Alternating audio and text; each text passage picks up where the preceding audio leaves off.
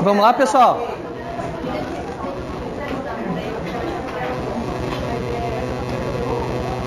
Conseguiram entender bem primazia do mérito? Então tá. Pessoal, vamos sentando. Senão, não rende o que a gente precisa que renda.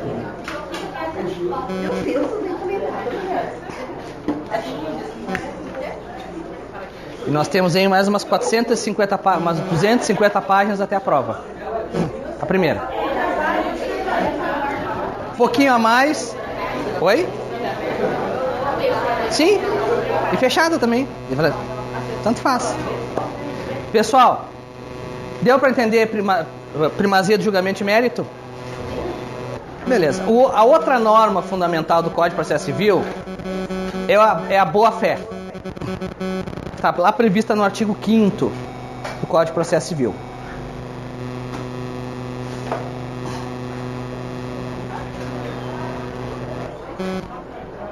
Que vai dizer: todos aqueles que atuam no processo devem proceder de acordo com a boa-fé. Que boa-fé é essa? Em primeiro lugar, vamos voltar um pouquinho. Direito Civil 2. Ou Direito Civil 3, dependendo. Direito às obrigações. Quantas boas-fés eu tenho? Ou boas-fés eu tenho? E subjetiva. O que é a boa-fé subjetiva?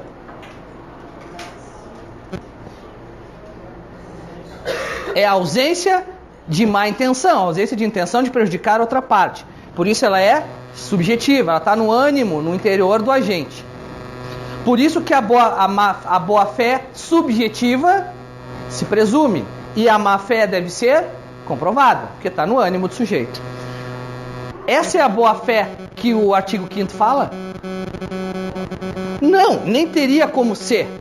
Porque vejam, no momento que ela fala que todos os atores do processo devem agir de boa-fé, se eu entendesse essa boa-fé como uma boa-fé subjetiva, eu estaria presumindo que todo mundo que atua no processo atua de má-fé.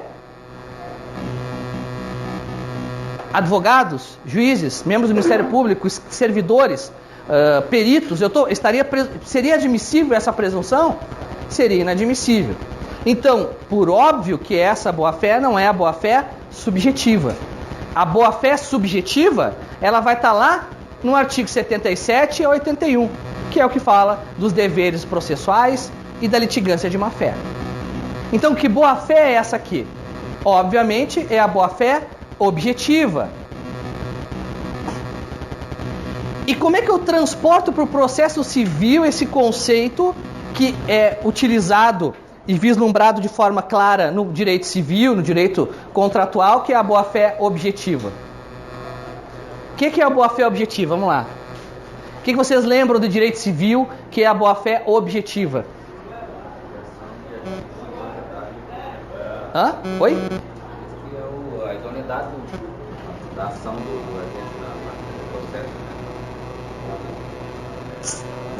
A idoneidade da ação do agente no processo. Mas isso aí não é a boa-fé subjetiva? Um agir de forma idônea? Um agir de forma proba? Essa é a subjetiva. A boa-fé objetiva, ela está ligada a um dever de preservação de legítimas expectativas. É isso que a boa-fé objetiva representa.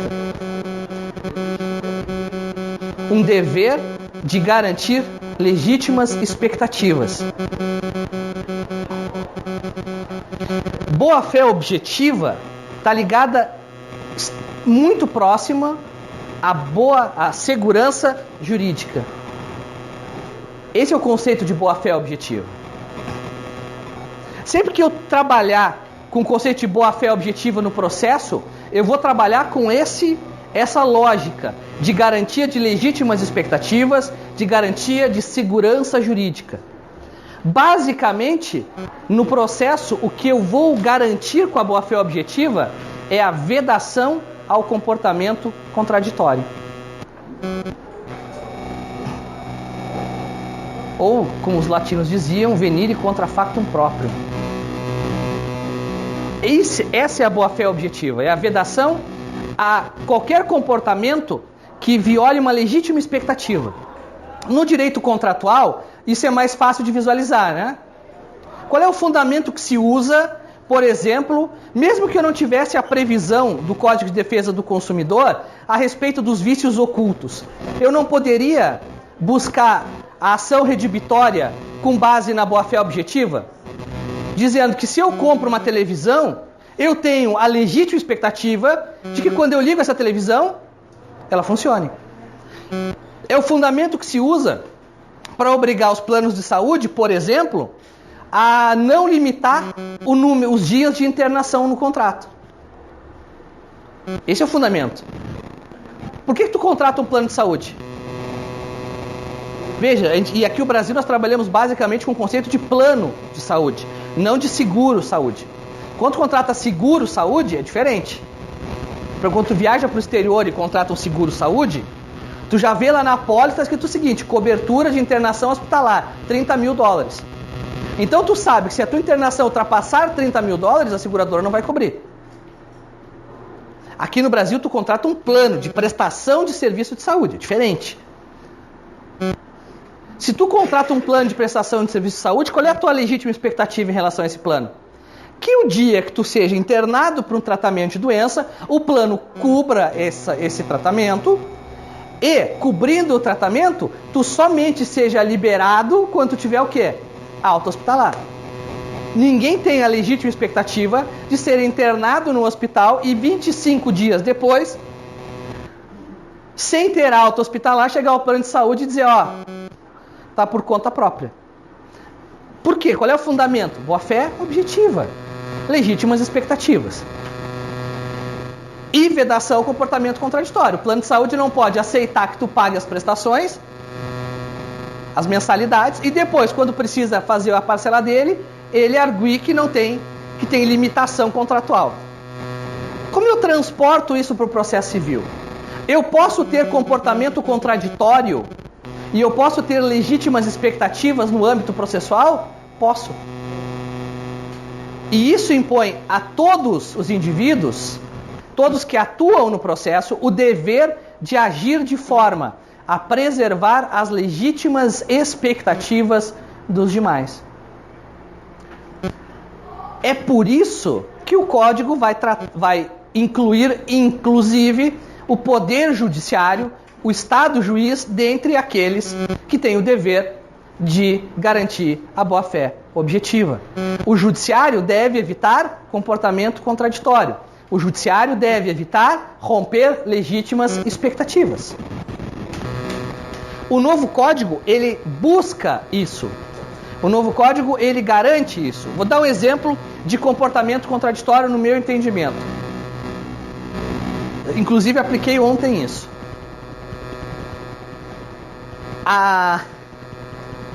Na mesma situação, apliquei duas vezes o mesmo, duas situações diferentes, apliquei duas vezes a boa-fé objetiva. Primeira hipótese, a parte requereu benefício da justiça gratuita. O benefício da justiça gratuita nunca foi apreciado, nem negado, nem aceito, nem admitido. O processo foi até o Superior Tribunal de Justiça. Desceu, a parte perdeu o processo, foi intimada para pagar custas. O escrivão foi lá e fez uma certidão pedindo para fazer bacia em júri para ela pagar as custas. Foi lá e disse, não. Por quê? Ela pediu benefício da justiça gratuita. Qual era a legítima expectativa dela? Que fosse deferido, ou no mínimo que fosse indeferido, para que ela pudesse ter recorrido. Se o judiciário não diz que sim nem que não, o judiciário não pode agora se comportar de forma contraditória e violar a legítima expectativa dela a ter o acesso à jurisdição. Primeira hipótese, o dever do judiciário não ter comportamento contraditório. Segunda hipótese, envolvendo justiça gratuita também. A parte autora gozou do benefício da justiça gratuita, todo o processo. Perdeu o processo, foi condenado a pagar custas e honorários. Pagou os honorários advocatícios da parte adversa, de forma parcelada, foi depositando todo mês ali R$400 ou R$200. Depois de 3 meses ela pagou os honorários. Quando foi intimada a recolher as custas processuais, ela disse, não, mas eu sou beneficiária da justiça gratuita. Aí eu disse, não, No momento em que tu aceitou pagar os honorários, que tu tinha havido suspensão, tu não era obrigado a pagar, tu entrou em o quê? Comportamento contraditório. Então agora tu não pode te aproveitar do teu comportamento contraditório para gozar da justiça gratuita. A tua conduta é incompatível com o benefício, então o benefício está revogado. Outra que eu uso em relação à justiça gratuita também. A parte goza da justiça gratuita, faz a transação, faz o acordo, a autocomposição e assume ela, parte beneficiária da justiça gratuita, as custas processuais. Comportamento contraditório, redação, artigo 5º do Código de Processo Civil, benefício está revogado. Isso envolve todas as partes. Pode, só que a diferença da pessoa jurídica para a pessoa física, pessoa natural, é que a pessoa natural, ela não tem que... A alegação dela de necessidade é suficiente. Basta que ela alegue a necessidade, não precisa comprovar. Salvo se o juiz tiver elementos que contradigam essa afirmação. A pessoa jurídica sempre tem que comprovar a necessidade. A pessoa não precisa nem estar com problema de pobreza, pode simplesmente dar uma declaração de que não tem condições de arcar com as custas processuais. Se não tiver elementos no processo que contrariem essa afirmação, o juiz pode conceder com base nela. A pessoa jurídica sempre tem que comprovar. Quais são os elementos? Os elementos é simples. O sujeito pede justiça gratuita, não tem condições de arcar com as custas processuais nessa ação revisional que discute o contrato de financiamento da minha EVOC.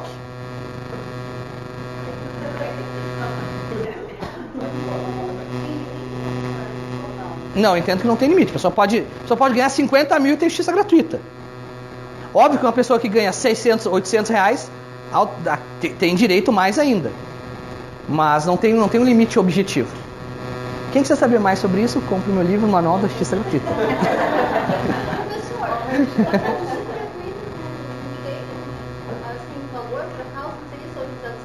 Não, o juizado especial tem gratuidade. O juizado especial tem gratuidade. O juizado especial é uma...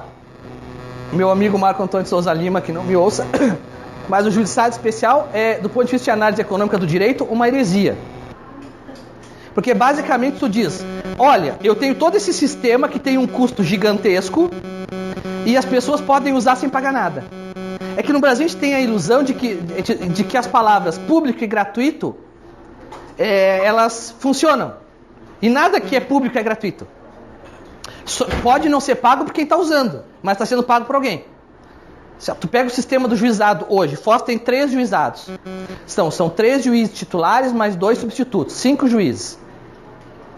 Mais 60 servidores, mais 10 juízes leigos, mais 30 conciliadores. É mesmo de graça? O que tem é o seguinte, todo mundo que não utiliza, está pagando. É como o judiciário hoje funciona, esse é o problema da justiça gratuita, ou da gratuidade do judiciário. Hoje, 31% do judiciário é custeado pelas custas processuais. 69% é custeado por repasse orçamentário, ou seja, vem dinheiro do Estado. Isso quer dizer que de cada R$100 que o judiciário consome, 30% é pago por quem está usando o serviço e 70% por quem não está usando. É por isso que a conta não fecha. O certo era ser o contrário. 70% do judiciário ser mantido por quem está usando o sistema e 30% pelo Estado. Hoje, o sujeito que tem a EVOC e ganha justiça gratuita, quem está pagando o processo dele é o Joãozinho que está lá na rua e nem tem processo. Porque ele nem pode processar porque o Estado não tem dinheiro para pagar mais defensor público. Porque Foz tem 5 defensores públicos só. Sim, mas como é que não vai ser? Sabe quantos processos tem no mundo? Chuta, quantos processos tem no mundo? Todo mundo. 7 bilhões de pessoas. 300 milhões de processos tem no mundo, segundo a ONU. Em todo o mundo. 7 bilhões de pessoas, 300 milhões de processos. No Brasil, nós temos 100 milhões. De cada 3 processos no mundo, 1 está no Brasil. Vai ser ou não vai ser o judiciário mais caro do mundo? Se ele tem 1/3 de todos os processos do mundo, é só tu botar assim, ó. 6 bilhões e 700 milhões de pessoas. 200 milhões de processos. Divide 6 bilhões e 700 milhões por 200 milhões, vai dar um processo para cada 1 milhão de pessoas. Professor, e no caso essas ações que o pessoal está dando da luz, né, que só não tem audiência em si, né, que é o juiz que determina, né? Sim, julgamento antecipado. TUSD e FUSD. No caso, o pessoal que entra também tem custas? Não. Ou não tem custo nem Não. só entra lá, o juiz decide não ter audiência. Mas decide. é que assim, as custas não tem nada a ver com o custo. O custo ele é inerente ao judiciário. Quanto maior o judiciário, maior o custo. Por exemplo, o Brasil podia ter um judiciário na proporção do PIB da Argentina. Quando eu fui na Argentina fazer um curso há 3 anos atrás, eu fui em Mar del Plata. Eu fui em La Plata, que é a capital da província de Buenos Aires. Porque Buenos Aires é uma cidade autônoma, tipo Distrito Federal, que fica dentro de uma província, de um estado que se chama Buenos Aires. Mas a capital desse estado não é Buenos Aires, sim La Plata. Eu fui em La Plata e eu conversando lá com o secretário letrado, que é mais ou menos o diretor-geral do tribunal, e falávamos sobre quantidade de processo. E aí eu falei que eu estava com o Thiago Gagliano, que é meu amigo, é juiz da 2ª Vara da Fazenda Pública em Curitiba, que na época tinha executivo fiscal, e eu falava que na vara, no rusgado do Thiago Gagliano, tinha 60 mil processos. E aí ele perguntou se era para todo o Paraná. E eu falei, não, é só uma vara em Curitiba, a vara do lado também tem 60 mil. Ele assim, tá, mas quantos juízes trabalham nessa vara? Eu, 2. E ele não conseguia compreender, o argentino não conseguia compreender a grandeza de 60 mil processos. Em Poçadas, o sujeito costura processo ainda com cordão. Você sabe, ano passado, sabe quantos advogados em Poçadas tinham certificado digital? 2. Porque a enormidade do judiciário brasileiro é fruto de uma necessidade de crescimento. O judiciário podia custar 0,3% do PIB, como é a Alemanha. Beleza. Só que a Alemanha tem 20 milhões de processos. Para 60 milhões de habitantes. Não, a Alemanha tem 2 milhões de processos para 60 milhões de habitantes. São Paulo tem mais processos que a Alemanha com a mesma população. E não é mais assim, mas São Paulo tem 60 milhões de processos, 50, 30 milhões de processos para 60 milhões de habitantes. Aí a gente acaba criando, realmente. É um gigantismo absurdo. Muita coisa do novo código, o código tentava. Uma das hipóteses que a gente está falando dentro disso aqui, porque isso não é fuga do tema, é a questão dos precedentes. Por que o código optou por precedente obrigatório, que é o artigo 927? Quem é que está com o código à mão? Ele leu o caput do 927 para nós. Para vocês verem a redação que o legislador utilizou.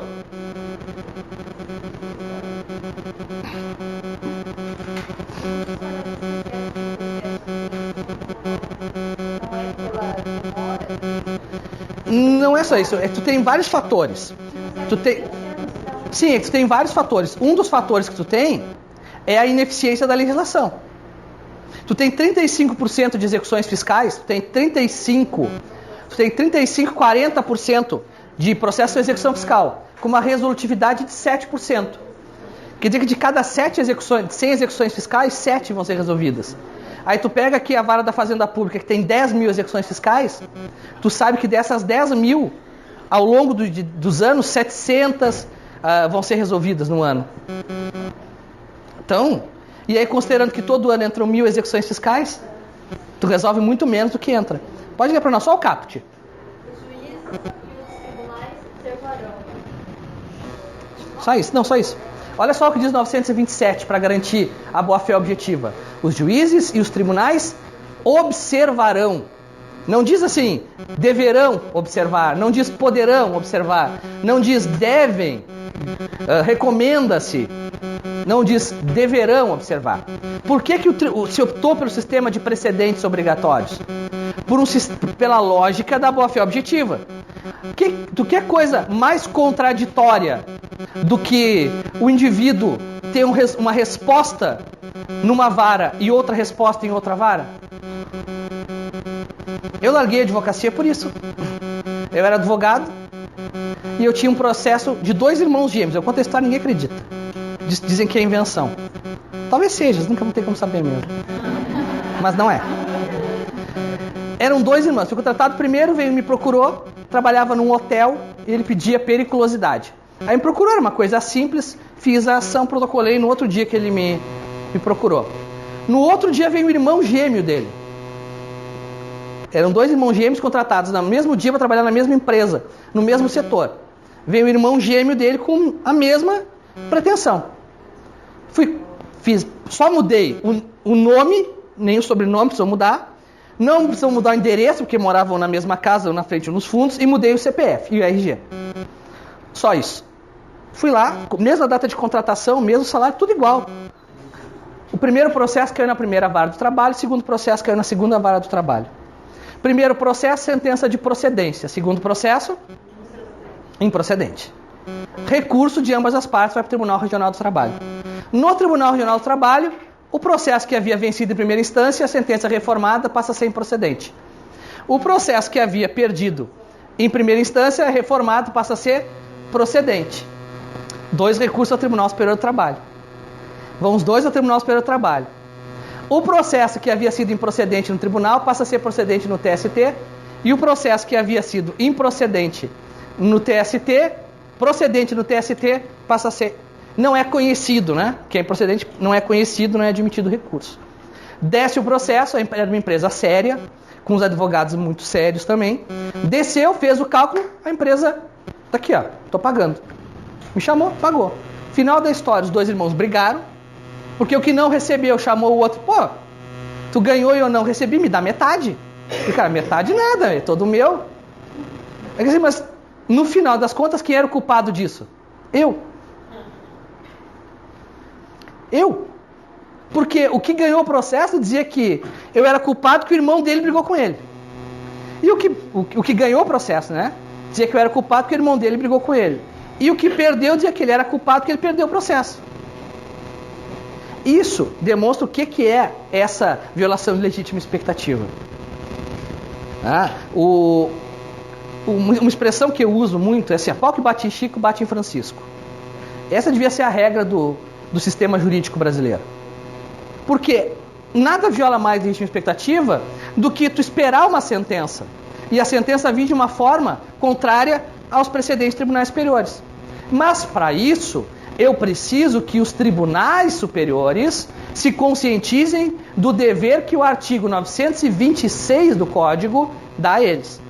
O artigo 926 do Código não deixa de ser um reflexo do artigo 5º.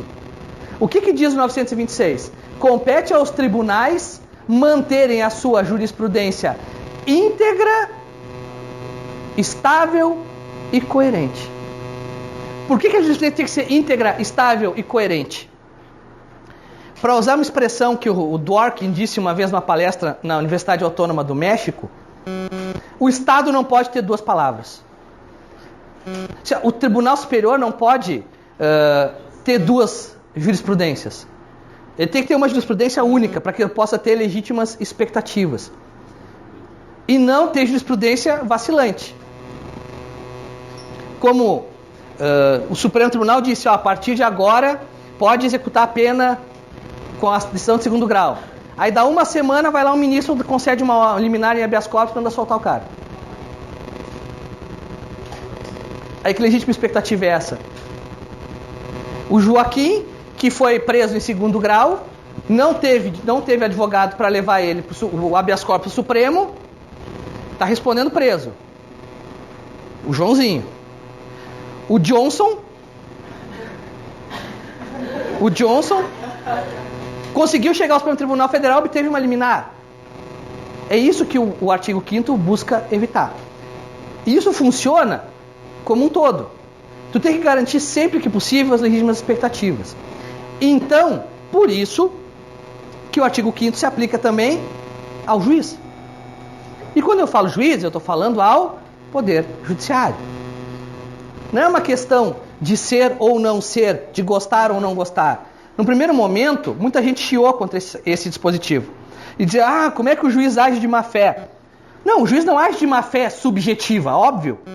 Mas o juiz pode violar a boa-fé objetiva quando ele viola as legítimas expectativas, quando ele apresenta comportamento contraditório.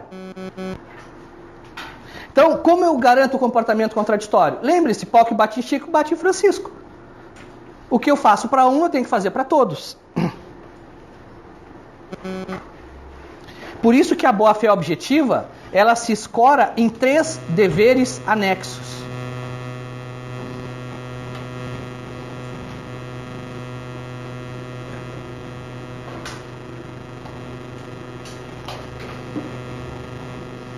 Que é o de lealdade e confiança, são os de lealdade e confiança,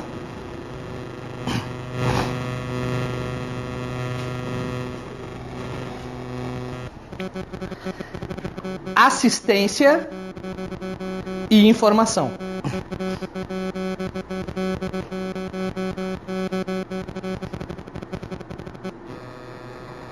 Para vocês terem uma ideia de como esses deveres anexos são importantes no dia a dia, não é que eu gosto de contar história, é que eu acho que vocês terem uma vivência de como os institutos se aplicam na prática é mais fácil do que ler um livro e às vezes até ler uma jurisprudência. Eu tive um processo bem interessante que envolveu a boa-fé objetiva, esse dever anexo de assistência e informação e de lealdade. Uma senhorinha tinha uma conta no banco, tinha um empréstimo consignado na Caixa Econômica Federal. Aí a prestação dela era de R$ 125,75. Esse é o valor da prestação dela. Em 36 vezes. Aí um dia ela está passando por uma dessas instituições que fazem só consignado e disseram para ela que ela podia fazer a portabilidade. E que ela fazendo a portabilidade, ela reduziria a prestação dela e receberia dinheiro de volta. Aí a senhorinha acreditou, foi lá, fez a portabilidade e a prestação dela diminuiu para R$ 125,45 e ela recebeu de volta R$ 5,36 para um empréstimo em 48 vezes.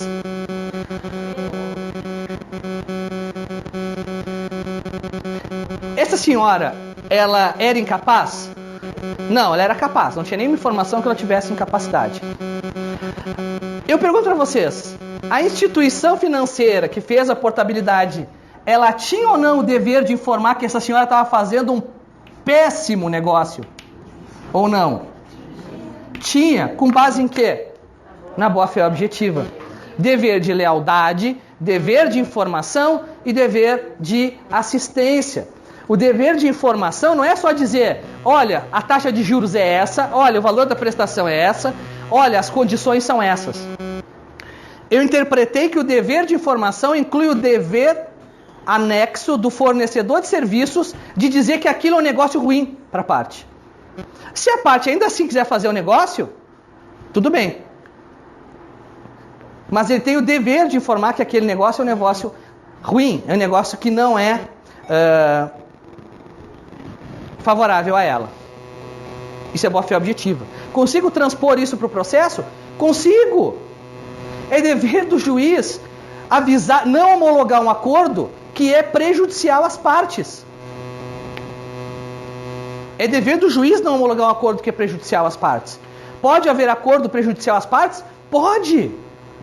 Pode.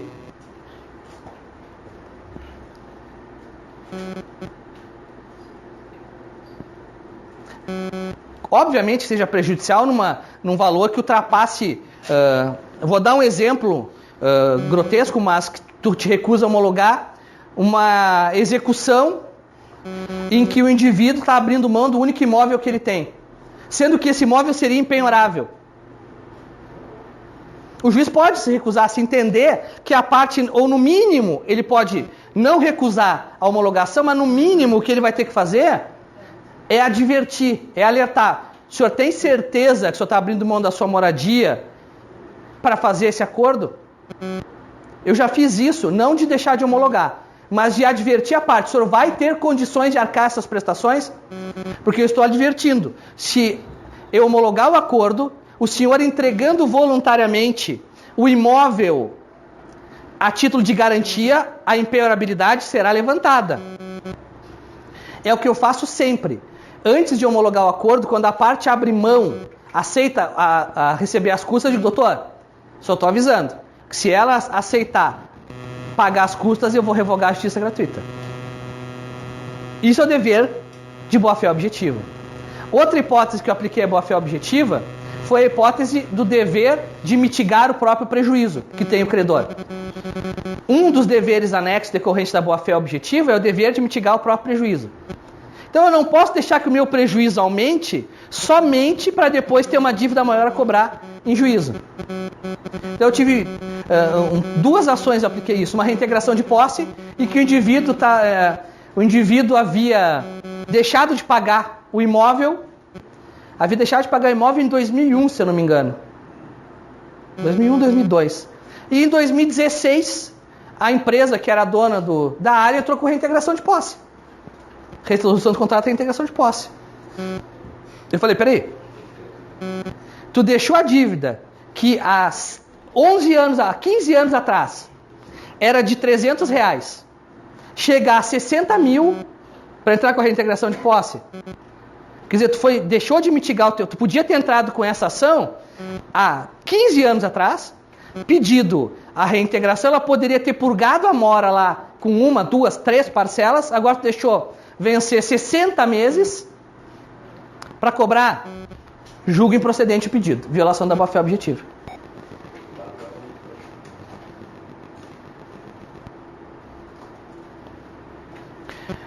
Outra hipótese, teve um julgamento bem legal no STJ do ministro Herman Benjamin, que é o RESP 130.6463. Não precisa anotar, que vocês têm aí no material. O que esse julgamento fez? Foi bem interessante. Que é bem o que nós estamos falando, e antes do novo código. Ao homologar a convenção pela suspensão do processo, o Poder Judiciário criou nos jurisdicionados a legítima expectativa de que o processo só voltaria a tramitar após o termo final do prazo convencionado. Por óbvio, não se pode admitir que, logo em seguida, seja praticado ato processual de ofício, publicação de decisão e, ademais, considerá-lo como termo inicial do prazo recursal. Está caracterizada a prática de atos contraditórios, justamente pelo sujeito à relação processual, responsável por conduzir o procedimento com vistas à concretização do princípio do devido processo legal. Assim agindo, o Poder Judiciário feriu a máxima do nemo potestas venire contra factum proprium, reconhecidamente aplicável no âmbito processual. Nesse caso aconteceu o seguinte: o juiz homologou o acordo e suspendeu o processo. As partes pediram para suspensão do processo, eles definiram a suspensão do processo. Dentro do período de suspensão, ele proferiu sentença e intimou as partes para recorrer. Peraí, o processo está suspenso. Tu aceitou, tu homologou o pedido de suspensão, agora tu profere sentença? Como é que se chama isso? Comportamento contraditório. Então, alguém está dizendo que o juiz agiu de má fé com a intenção de prejudicar a parte? Não. Está dizendo que o juiz simplesmente agiu em comportamento contraditório. Violou legítimas expectativas. Onde eu vou ter bem claro isso no Código de Processo Civil? Em 2 artigos interessantes. O 322, parágrafo 2º. 322, parágrafo 2º. Que vai dizer o quê? A interpretação do pedido considerará o conjunto da postulação e observará o princípio da boa-fé. Isso é excepcional do ponto de vista do Poder Judiciário e muda muito da concepção de judiciário que nós tínhamos antes. O STJ já mandava fazer isso, mas na prática era uma jurisprudência que era um pouco ignorada. Nem todo mundo tem clareza para escrever, nem todo mundo domina a técnica processual como deveria dominar. Nem todo mundo consegue fazer uma petição inicial, modelo para tirar 10 no exame da ordem e viver aquele modelo o resto da vida. Às vezes tu tem pressa, às vezes tu trabalha com um tema que tu não conhece, às vezes é uma petição que tu tem que fazer porque tua tia lá está te incomodando e ela vai te incomodar até tu fazer, e tu vai fazer, ela vai ficar reclamando. A pior coisa é trabalhar para parente. Nunca trabalhem para parente. Pior coisa. Só que às vezes eu não estou diante de uma falha proposital. Eu estou diante de uma irregularidade na petição inicial que eu posso obter o resultado de uma leitura mais... Por usar uma expressão que o político adora usar. Vocês podem olhar assim, o político adora usar essa expressão. O político sempre vai fazer tudo com carinho. Nunca viram isso? O político vai na propaganda assim, a questão das creches, eu vou olhar com carinho. A questão da educação, não, nós vamos olhar com muito carinho. E tem um buraco na minha rua. Não, eu vou olhar com carinho. Fico imaginando o prefeito ali. Buraco. Que buraco bonzinho. Nossa. Como tu cresceu, buraco. Quem te viu ano passado, né? Nem entrava uma roda, agora já entra um pneu inteiro. Mas esse olhar é tu analisar a petição como um todo e entender que aquela petição ela manifesta o quê? Uma legítima expectativa. Então, às vezes, é comum de acontecer de que o advogado, antigamente como é que funcionava? Eu cansei de mandar emendar a petição inicial, porque é o seguinte, o advogado vinha e manifestava o seguinte na petição: ao final requer seja julgado procedente o pedido, ponto. Aí eu dizia, emenda a petição inicial para dizer o que tu quer da vida. Literalmente, qual o bem da vida que tu quer, o que tu quer da vida. Requer ser julgado procedente pedido para condenar o réu ao pagamento de 10 mil reais. Tá bom, hoje eu não preciso mais fazer isso. Porque eu posso extrair isso do conjunto de toda a postulação. Então, se o sujeito foi lá e tem um capítulo, dos danos materiais, e lá ele diz, requer a condenação ao pagamento de 5 mil reais a título de danos materiais. Dos danos morais, requer a condenação de 10 mil a título de danos morais. Da resolução do contrato, requer a resolução do contrato. Eu posso lá no final do processo, imagina o seguinte, eu não mandei emendar, eu cheguei lá na hora de dar a sentença, eu dou assim, o autor deixou de especificar na parte dos pedidos o que requer, ante exposto, julgo extinto o processo de julgamento mérito pela inépcia da inicial. Antes eu podia fazer isso. E segundo vasta jurisprudência, se eu fizesse essa interpretação, muita gente ia dizer que eu estava dando uma sentença extra petita, eu estava dando além do que ele pediu, porque não tem pedido disso. Hoje não. Hoje eu interpreto a petição inicial, a contestação, à luz das legítimas expectativas. Eu interpreto ela como um corpo. Então eu tenho que analisar toda ela para buscar de onde está. Então, às vezes, o que é comum de acontecer? O sujeito não pede uma coisa, mas o que ele quer na tutela antecipada. Requer na tutela antecipada seja declarada a resolução do contrato. Mas no pedido ele não pede. Pede só o dano moral e material. Bom, peraí. Se ele quer o dano moral e o dano material, e ele pediu em tutela antecipada a suspensão dos pagamentos, é porque ele entende que não é devido. E essa antecipação de tutela não é antecipação do mérito? Então quer dizer que no mérito ele quer isso. Eu tirei uma interpretação. De outro lado, compete às partes, na forma do artigo 489, parágrafo 3º, interpretar a decisão judicial a partir da sua integridade, da conjugação de todos os elementos e de acordo com o princípio da boa-fé.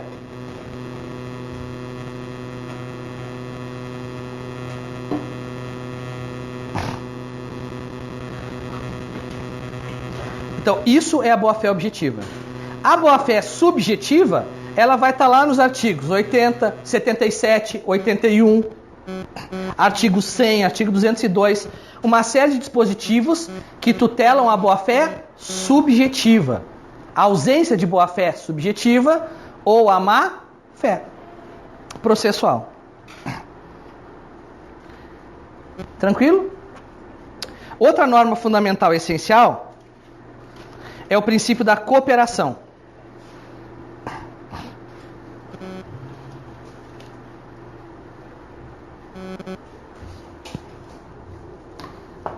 Que também não é novidade no processo civil, mas é a novidade mas é a novidade legislativa.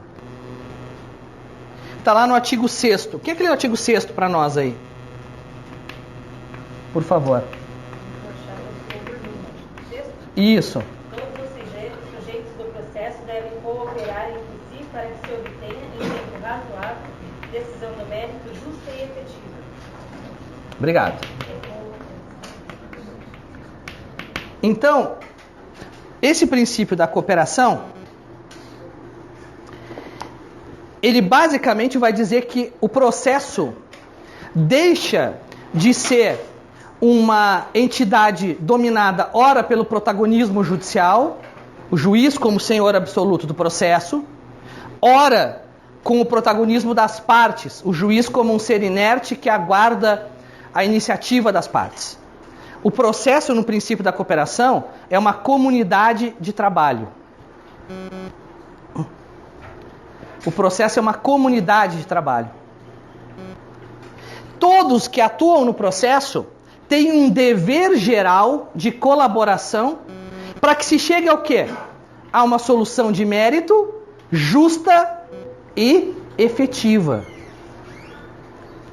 Então eu não quero só uma solução de mérito.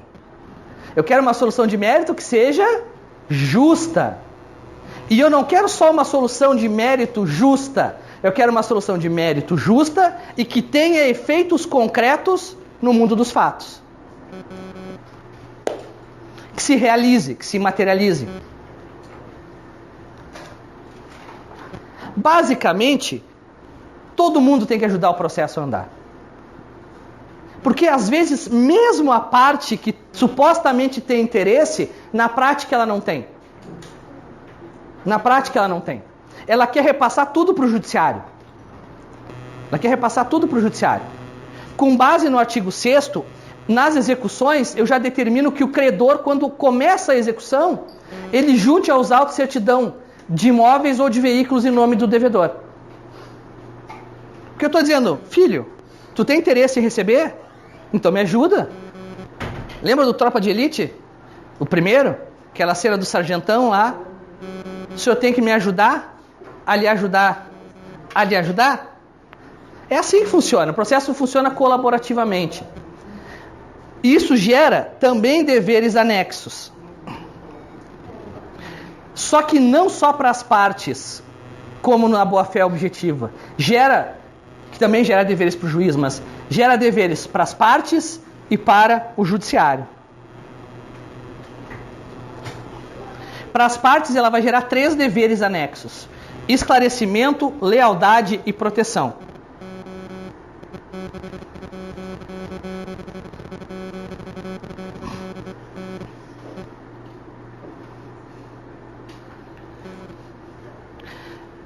Dever de esclarecimento quer dizer que a parte sempre deve trazer os elementos necessários a que se obtenha a decisão de mérito justa e razoável.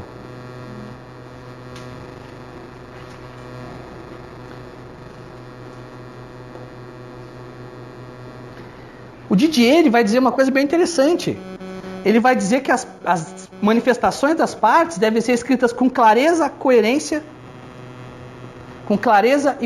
sob pena de inépcia. Eu já vou dizer uma coisa: clareza, coerência e objetividade, com base no juntando o 6º com o 4º, que é a celeridade do processo. Ninguém precisa de 60 páginas para uma ação de cobrança. Ninguém precisa fazer citação em alemão, ainda mais se tu não fala alemão. Ninguém precisa. Não passem a vergonha de fazer citação em francês para o juiz perguntar para você: Bonjour, mademoiselle, comment allez-vous? E tu dizer: hã? Tá. A não ser que vocês falem francês perfeito, claro, todo mundo compreenda, como a nossa ex-presidente.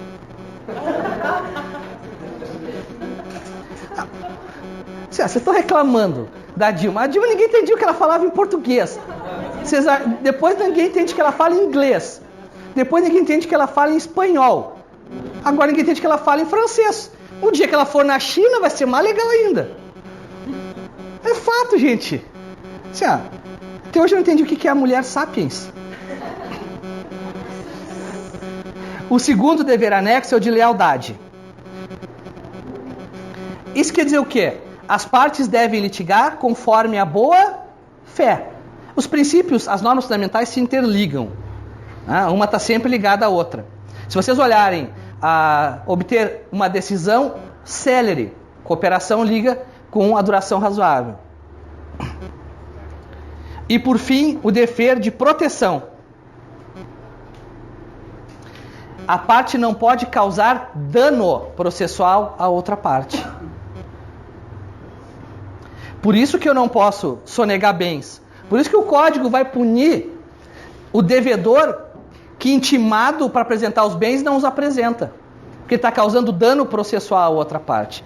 Por isso que o código pune a litigância de má-fé. Litigância de má-fé nada mais é do que um dano processual. Só que o legislador, a figura do princípio da cooperação, ele também estabelece deveres anexos para o juiz.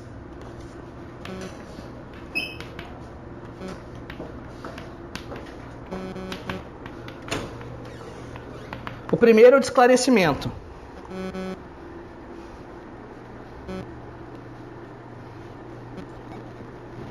O juiz deve esclarecer as partes sobre como ele está procedendo. O juiz deve deixar as partes claras, claro como ele age.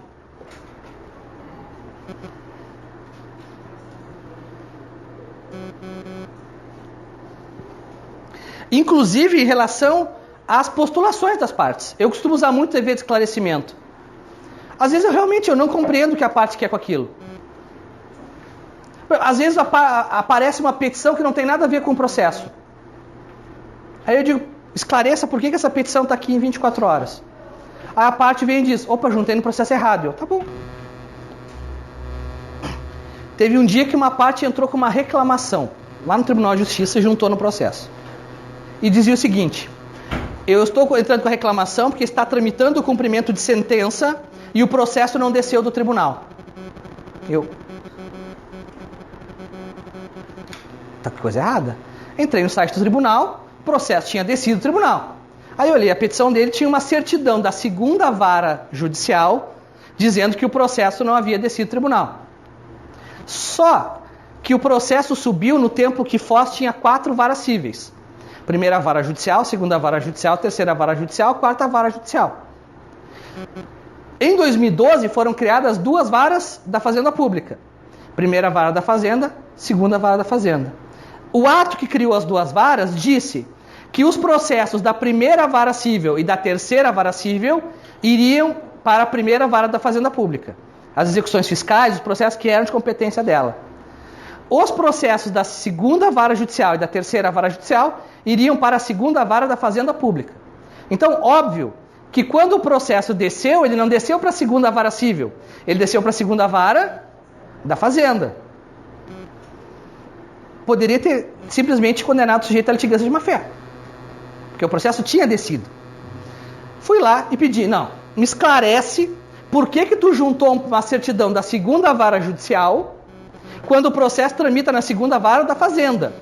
Me traz uma certidão da 2ª vara da Fazenda, sob pena de condenação à litigância de má-fé, sem prejuízo da comunicação ao órgão de classe. Porque eu comunico ao OAB por qualquer bobagem. O cara copiou a petição de outro e mandou ofício para o OAB. Não copiem trabalho. Façam. Faz mal feito o trabalho, mas faz. Fui lá, aí o sujeito vem e esclarece. Ups, eu não sabia que tinha ido para a 2ª vara da Fazenda.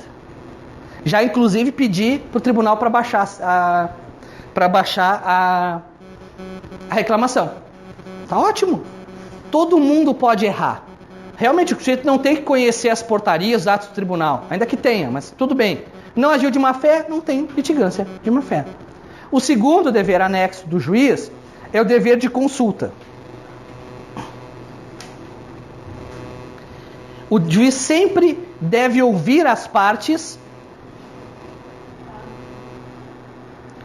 sobre questões que influenciem no julgamento.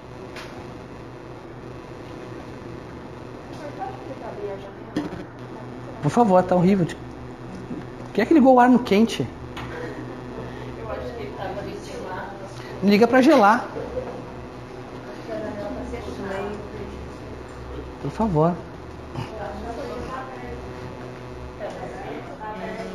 Liga esse ar aí, gente. Se eu continuar... Não, liga o ar. Bota o ar pra gelar. E liga e abre a janela.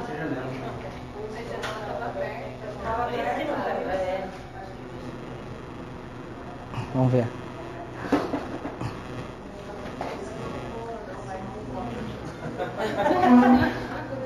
Tá, eu vou ficar onde... Aqui. Não.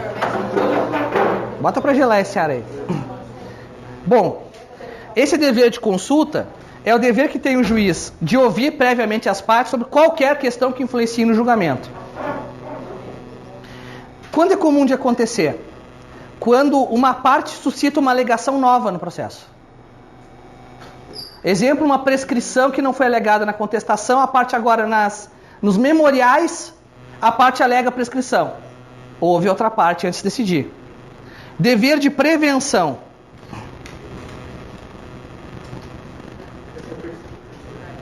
Esse é o terceiro. Dever de prevenção.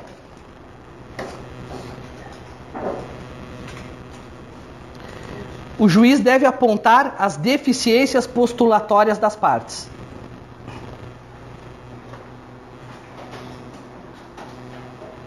Deixa eu ver porque está mais gelado. Postulatórias das partes. Por exemplo, é muito comum escolha inadequada de procedimento.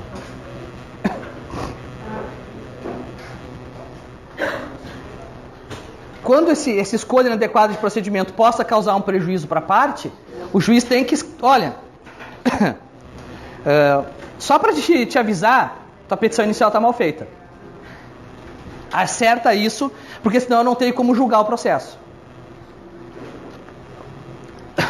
O quarto dever é o dever de auxílio.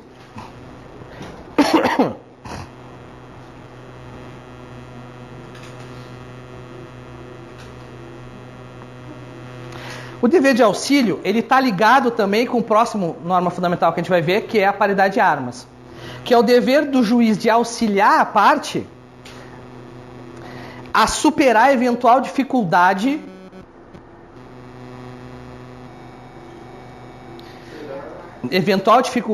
no exercício dos seus ônus processuais.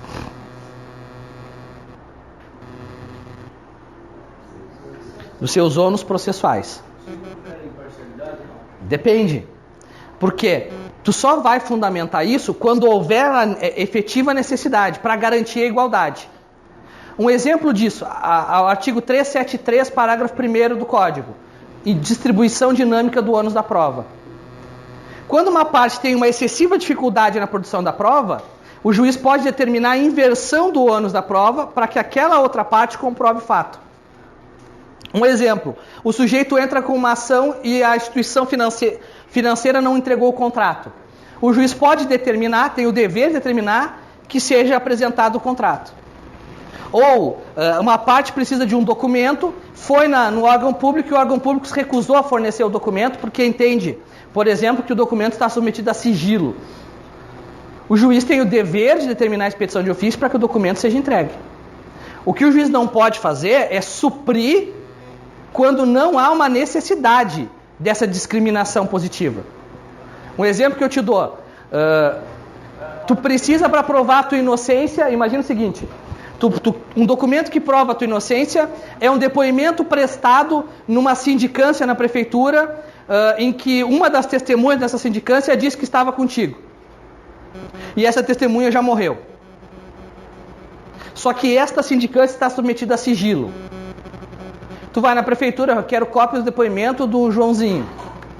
A prefeitura vai te dizer, não, porque essa sindicância está em sigilo.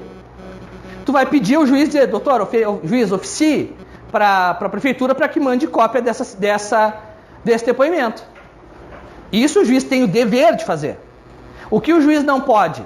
A parte vai lá e diz o seguinte, processo administrativo fiscal, é público, não está sujeito a sigilo.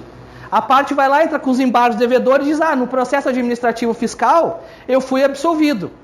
Aí o município vem na impugnação e diz, não foi condenado. Aí lá na fase de instrução ele diz, requer seja oficiado à prefeitura para que junte os autos ao procedimento administrativo. Eu indefiro tudo. O processo é público, vai lá e pega, tira xerox, paga a taxa e traz aqui. Eu não oficio nunca para nenhum documento que não está sujeito a sigilo. Por quê? Dever de auxílio é quando há a necessidade, quando há um elemento que dificulte a parte a possibilidade de exercer o seu ônus.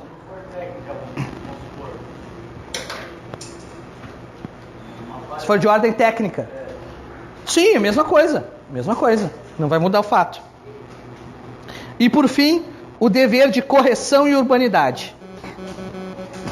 Que esse aqui eu discordo do Eupídio e do Didier, porque eu acho que esse aqui não é dever geral de cooperação do magistrado, coisa nenhuma, é o dever geral de todos os indivíduos que atuam no processo.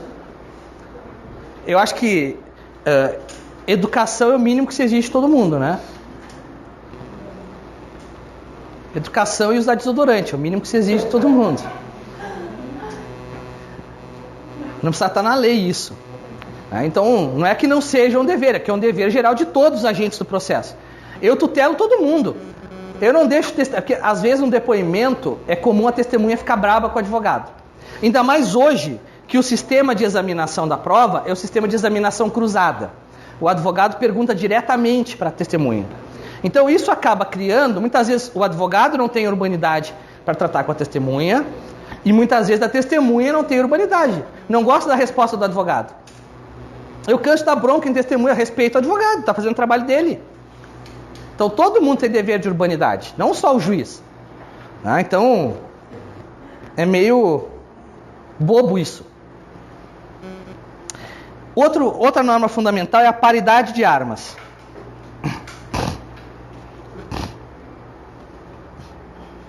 Que é o artigo 7º também. De armas. O que é a paridade de armas? É a transposição para o processo do princípio da isonomia.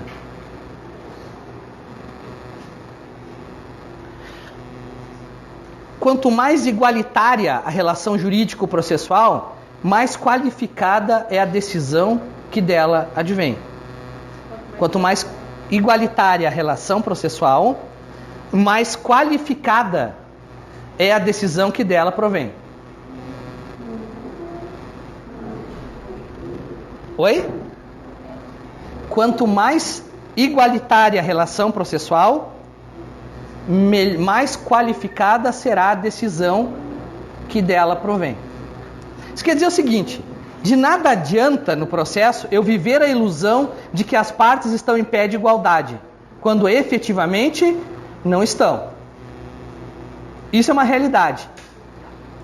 Eu não posso querer comparar o sujeito que é defendido no processo penal. Imagine o seguinte: 2 réus numa ação de improbidade administrativa. Um defendido pelo Fábio Medina Osório, que é o cara que basicamente melhor escreveu sobre improbidade administrativa no Brasil. E o outro defendido pelo Juquinha, recém-formado, no campus avançado da Unicacimbinhas do Sul. Turma madrugada. Porque tinha uma faculdade no lugar do Brasil que tinha aula de madrugada. Tipo, das 2 da manhã às 7 da manhã. Eu posso dizer que está em condição de igualdade? Não. Então, a paridade de armas é garantir que o processo seja igualitário. Não quer dizer dar tratamento favorecido a ninguém. Quer dizer reconhecer que onde exista uma discriminação, uma desigualdade material entre as partes, o Poder Judiciário deve corrigir esta desigualdade. Por isso que a igualdade ela vai se fundamentar em 3 pilares. Primeiro, garantir acesso à jurisdição.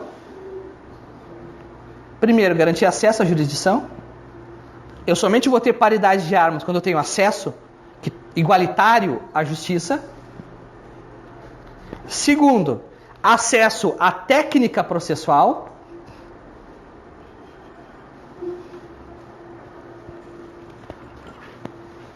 E terceiro, há tratamento igualitário no processo.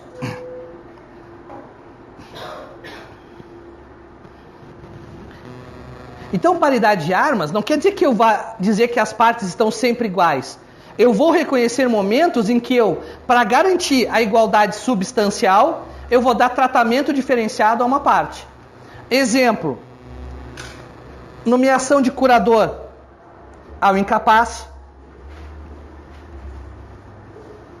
Outro exemplo, as regras de competência em relação a pessoas sujeitas à vulnerabilidade. O código vai dizer que a ação de alimentos tramita no domicílio do alimentado e não no domicílio do alimentante. Por quê? Porque se entende que o alimentado está em situação de vulnerabilidade. A ação de divórcio, a princípio, ela deve ser ajuizada no domicílio da mulher, porque se entende que a mulher está em situação de vulnerabilidade. A ação envolvendo o estatuto do idoso será ajuizada no domicílio do idoso. A ação envolvendo o consumidor será ajuizada no domicílio do consumidor. Então, essas são hipóteses de paridade de armas. A própria questão envolvendo a distribuição dinâmica do ônus da prova, do artigo 373, parágrafo 1º, também é um reflexo da paridade de armas. Então, paridade de armas é isso. É garantir a isonomia material, a igualdade material no processo civil. Quando não há essa igualdade? É papel do judiciário garantir. E quando você fala do juiz que ele está atingindo os princípios da proporcionalidade, né, no caso da ficar ultrapassando, né, não está atendendo, né, e ele não aceita e continua. Aí o que ocorre? Vai alegar nulidade do processo, a decisão é recorrível, vai alegar violação da paridade de armas, nulidade do processo. No caso, você colocou o exemplo dos advogados, não há muito que o juiz possa fazer para suprir. Não é essa a questão. Isso eu estou dizendo é um exemplo para dizer que existe a desigualdade. Nem toda. Eu não tenho como suprir a desigualdade técnica. O que eu estou falando, assim, um advogado é melhor do que o outro. Isso não tem como suprir. O que eu falo é a desigualdade material. No caso Vou te dar um exemplo. Outro dia teve uma ação de busca de reintegração de posse. Aí marquei a audiência de justificação, a pessoinha lá, o réu, chegou sem advogado. Eu falei, não, tudo bem. Se tiver acordo, a gente faz acordo, que se o acordo for ele é maior e capaz, não tem problema. Aí ele disse assim, não, doutor, não tem acordo, porque eu quero o capião dessa casa e tal, tá bom. O senhor tem advogado? Não tenho. Então o senhor vai lá na Defensoria Pública, que a Defensoria Pública vai lhe representar. Só que, infelizmente, a Defensoria Pública aqui no Paraná não tem estrutura para representar em ação civil comum como essa. A Defensoria Pública do Paraná mandou ele de volta para o fórum. Chegou no fórum, o que eu fiz? Princípio, paridade de armas. Nomeei um advogado para refazer a defesa dele. Porque senão ele ia ser revel por quê? Ele não ia ser revel por ter optado pela revelia, por ter sido citado e optar por não contestar. Ele ia ser revel porque ele ia ser citado e não ia ter um advogado para fazer a defesa dele. Aí não dá, né? Pessoal, contraditório efetivo. Esse é bem simplesinho. Artigo 8º. Outra norma fundamental. Contraditório efetivo. O contraditório efetivo é 7º, 9º e 10º. São 3 artigos que tratam do contraditório efetivo.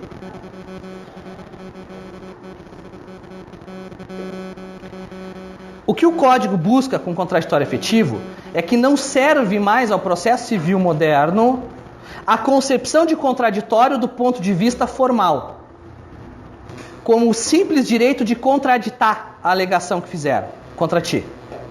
Isso era o contraditório no sentido formal. É o direito que tem o sujeito de, sendo acusado, sendo imputado, ele é um fato de contradizer, de contraditar essa afirmação. O contraditório efetivo que o Código preconiza é um pouco mais amplo.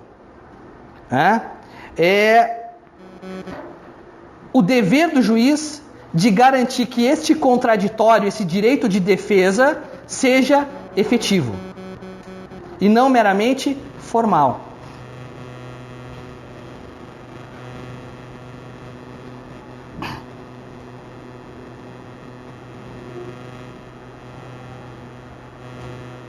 Por isso que isso envolve questões como concessão de prazo para a defesa, oportunidade de se manifestar no processo, a não decisão, a vedação à decisão surpresa.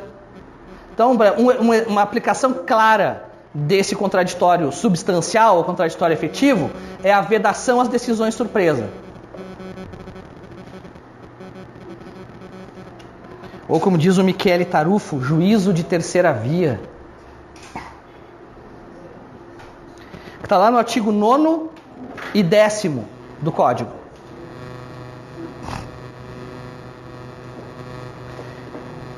O que o artigo 9º e 10º garantem, como reflexo do contraditório efetivo, é a garantia de que o diálogo processual ele não seja assimétrico. A lógica é que o diálogo processual seja simétrico, proporcional a ambas as partes. Que a parte, sempre que tem uma decisão que possa atingir o seu patrimônio, seja ouvida. Isso é que garante o artigo 9º e o artigo 10º. Então, no processo civil moderno, o juiz não pode mais decidir contra uma parte sem ouvi-la previamente. Isso é garantia do contraditório efetivo. Por isso, o artigo 9º e o artigo 10º vedam essa decisão surpresa. Outra norma fundamental, para a gente terminar essas normas, que agora são as mais simples, as mais complexas a gente já viu. Que é o artigo 8º, que define a função social do processo.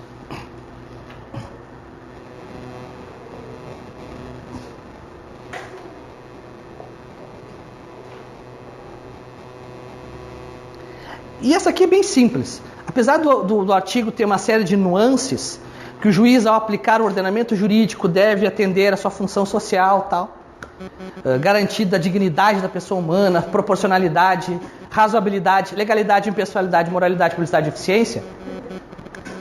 O artigo é bem simples. O artigo diz que toda a aplicação da norma processual deve ser direcionada ao escopo da pacificação social. Toda interpretação que eu fizer das normas processuais, eu devo interpretá-las com a finalidade de garantir a pacificação social.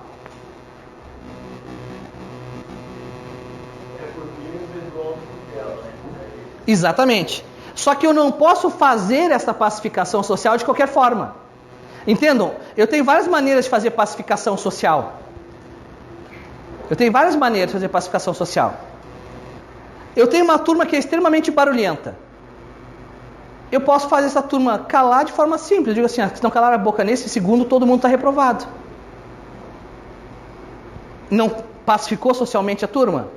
Pacificou por meio do uso da autoridade e não necessariamente do argumento. O que o artigo 8º fala é que como eu vou obter essa pacificação social? Essa pacificação social só é válida quando escorada nos direitos fundamentais. Eu não resolvo crise jurídica nenhuma violando o direito fundamental.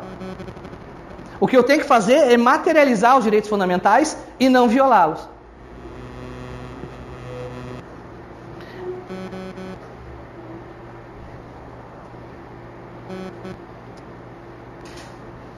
Outro princípio, outra norma fundamental é a publicidade processual. Está lá no artigo 11 do Código.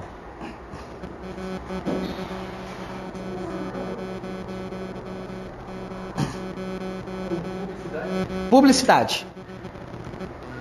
Esse já está na Constituição, isso é relativamente simples. Mas é bom lembrar que a publicidade, ela não é tratada só como regra, ela é tratada como norma fundamental.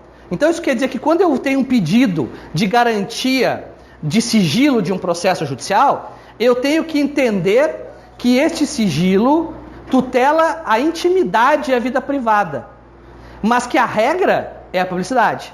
Então, se eu não tenho efetiva violação à regra de intimidade ou à vida privada, eu não tenho motivo para afastar a publicidade do processo. Então, o que é comum de acontecer? Ação de improbidade.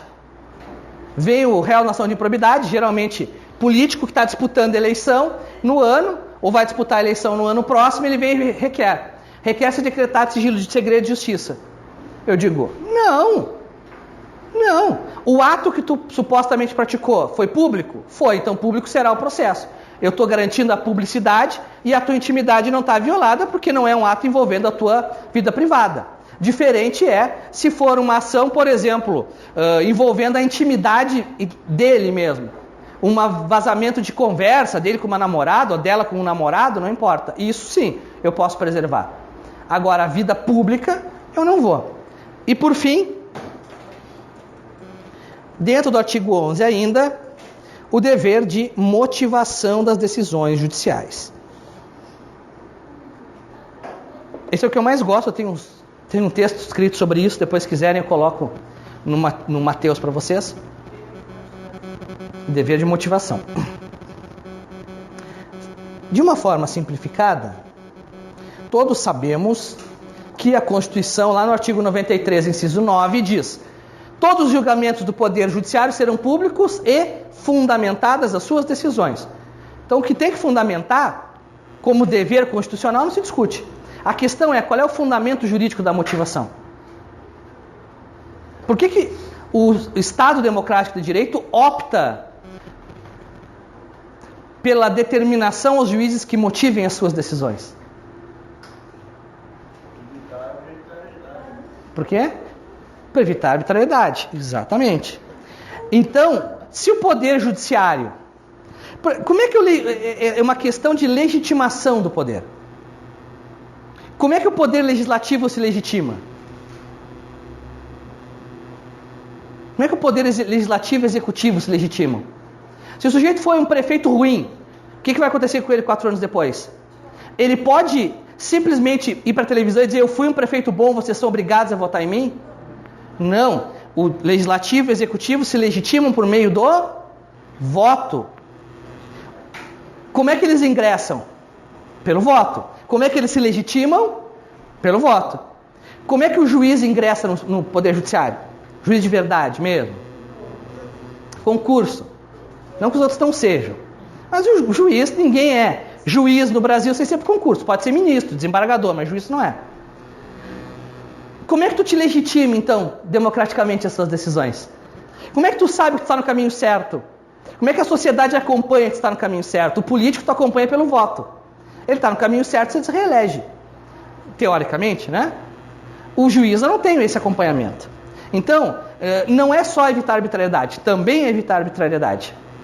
Porque pelo processo intelectual pelo qual o juiz decidiu, tu consegue ver se a decisão dele é racionalmente controlável ou não. Tem uma linha de argumentação. Mas não é só contrariar a arbitrariedade. É também, não é só o controle de arbitrariedade, é também. Mas é principalmente a própria legitimação do judiciário como poder. Eu somente me legitimo como poder quando a veritas, que é o argumento, é maior que o autoritas, que é a força. Por isso que eu tenho que motivar. Quanto mais eu motivo, mais eu fundamento, mais argumento, mais veritas em relação a autoritas. É por isso que o pior argumento que tem é o argumento de autoridade. É quando o sujeito chega e diz o seguinte: o negócio é assim, por quê? Porque eu quero que seja assim. Porque é. É o pior argumento. Porque é o argumento forçado na autoridade. Então, o dever, se quiser colocar assim, o dever de motivação das decisões judiciais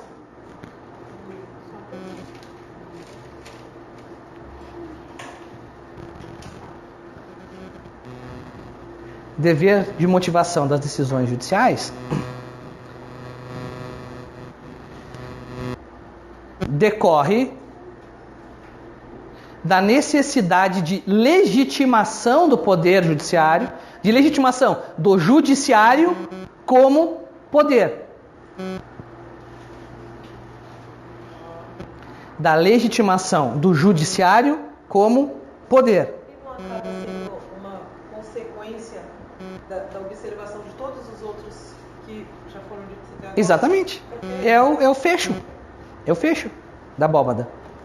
Então, o judiciário, quanto mais fundamenta, mais legitima a sua atuação como autoridade. Isso é o dever de motivação. O novo Código de Processo Civil, ele reforça muito esse dever. Ele tem um artigo inteiro sobre isso, que é o artigo 489, especialmente o parágrafo 1º.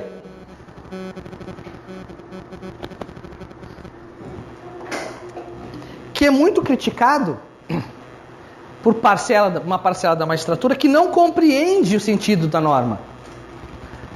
O que o 489 faz é estabelecer um standard, um padrão mínimo de fundamentação.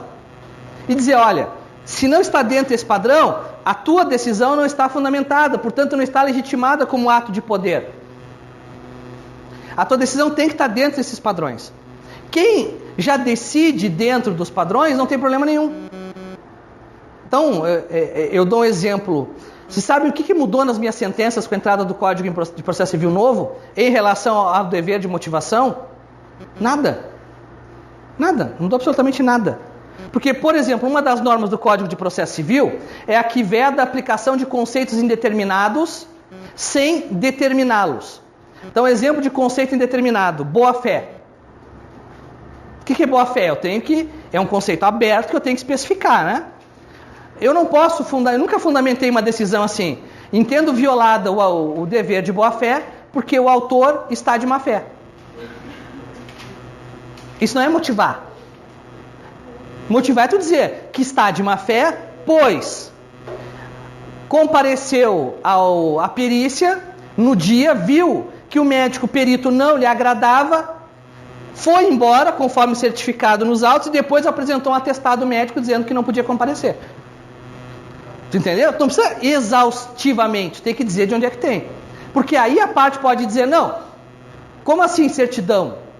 Essa certidão é mentirosa, eu não fui lá. Bom, tudo bem, a parte pode extrair do teu argumento. Esse é o dever de motivar. Era muito comum decisões assim, até hoje ainda são. Indefiro o pedido de tutela antecipada, pois não estão presentes os requisitos da tutela antecipada.